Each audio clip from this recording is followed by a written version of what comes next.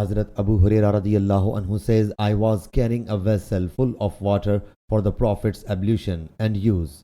While I was following him, he sallallahu alaihi wasallam said, Who are you? I submitted, I am Abu Hurairah.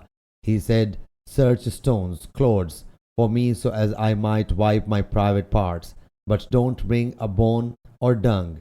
So I gave him clods which I had tied with the corner of my sheet and placed them beside him and came back.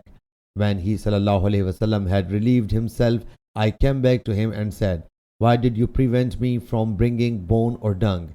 He sallallahu alaihi wasallam said, Both of them are the food of the jinn. A delegate of the jinn from Nasibin visited me. They were extremely good jinn. They requested me for their food. So I invoked Allah Jalla Jalaluhu for them that they must find their food from the bone or dung they passed by. Sahih Bukhari, Hadith number 3860.